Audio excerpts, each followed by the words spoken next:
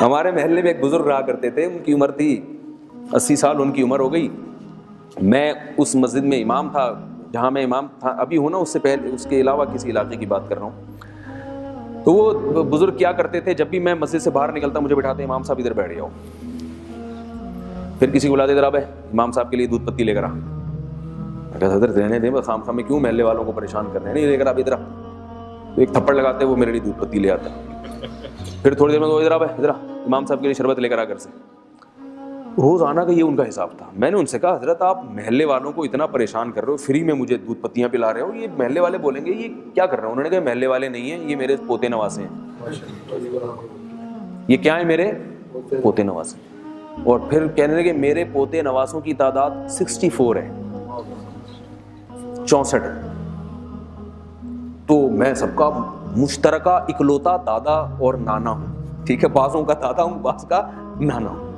تو میری خدمت نہیں کریں گے تو کس کی کریں گے.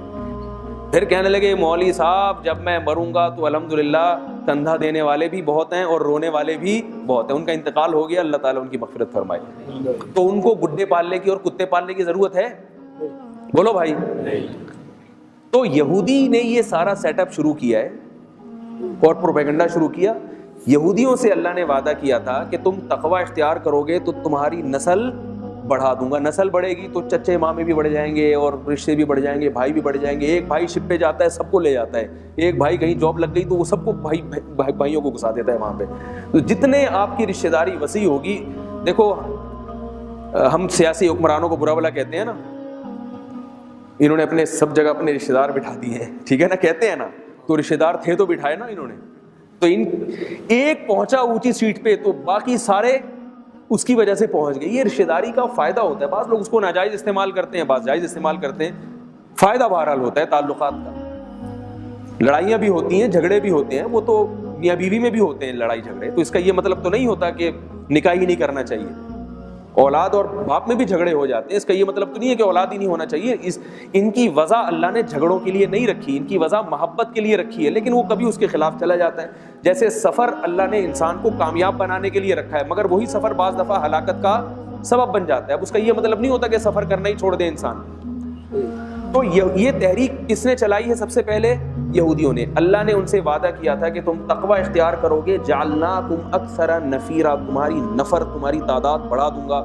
پچھلی امتوں میں اللہ نے امتوں سے وعدے کیے تھے تم تقوی اختیار کرو گے تو تمہیں اولاد کثرت سے دوں گا, میں اولاد کثرت سے دوں گا. اب یہودیوں نے سر جوڑ کے بیٹھ گئے کہ ہماری نسل کیا ہو رہی ہے, روز بروز کم ہو رہی ہے. یہودیوں کی تعداد کسی زمانے میں دنیا میں سب سے زیادہ تھی.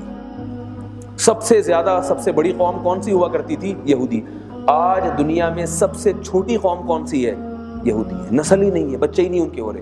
تیل جب سے پیدا ہوا ہے نا, پیدا ہوتا ہی چلا جا رہا ہے. آپ دیکھیں عالمی منڈی میں تیل کی قیمتیں گر رہی ہیں, حالانکہ قیمتیں بڑھنی چاہیے, لیکن یہ اس کی علامت ہے کہ پیداوار پیٹرول کی اتنی زیادہ ہو رہی ہے کہ قیمتیں بڑھنے کے بجائے کم ہو رہی ہیں. پروپیگنڈا یہ کیا گیا تھا کہ تیل کی پیداوار ختم ہو رہی ہے اور بچے اسی سپیڈ سے پیدا ہو رہے ہیں تو ان کو ایندھن نہیں ملے گا. اور پھر ایسے ایسے وسائل ایجاد ہو رہے ہیں کہ کچھ وقت کے بعد تو دنیا کو پیٹرول کی ضرورت ہی نہیں رہے گی. سورج کی روشنی سے چیزیں جو ہے نا وہ ان کو چارج کیا جائے گا. بہت کچھ ہو رہا ہے. تو یہ پروپیگنڈا چلایا گیا. گورے اس سے متاثر ہوئے, امریکہ, کینیڈا اور جاپان والے تو بہت ہی زیادہ متاثر ہو گئے, حد سے زیادہ.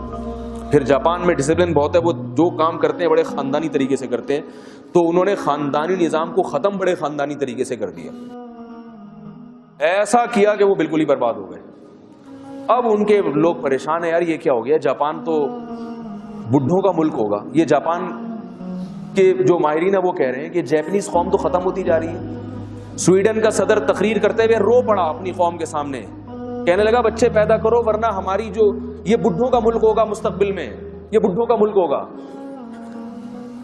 جاپان اور چپلی کباب میچ کرتا ہے آپس میں, ہے بھائی؟ جاپان اور نسوار کوئی ہے آپس میں؟ جاپان میں پٹھانوں کی تعداد بڑھ رہی ہے, حقیقت ہے. کیونکہ پٹھان جاتے ہیں, ان کی تعداد, پٹھانوں کا گروتھ ریشو بہت ہے.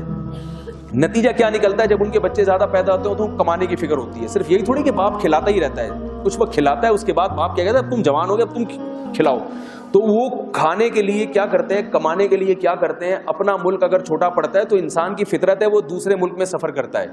تو پٹھان اتنی کثرت سے جاپان گئے ہیں, اتنی کثرت سے جاپان گئے ہیں کہ جو جاپان میں جو تجارت کرنے والے لوگ ہیں جو میری جان پہچان, وہ کہتے ہیں کپڑے کی تجارت کس کے قبضے میں چلی گئی ہے, پٹھانوں کے قبضے میں. چپلی کباب کے ہوٹل کھل گئے ہیں, نسوار کی دکانیں کھل گئی ہیں جاپان میں. اب نسوار بھی جو آئے گی نا, میڈ ان جاپان لکھا ہوگا اس میں. ان کا اپنا کلچر کیا, وہ خود ہی ختم ہوتے چلے جا رہے ہیں. یورپ کے بعض ایسے ممالک ہیں جن کے بارے میں پیش گوئی کی گئی ہے کہ بغیر تبلیغ کے بھی اگر مسلمان تبلیغ کرنا چھوڑ دیں تو بھی اسلام 2050 میں سب سے بڑا مذہب بن چکا ہوگا. تبلیغ کرنا اگر چھوڑ بھی دیں وہ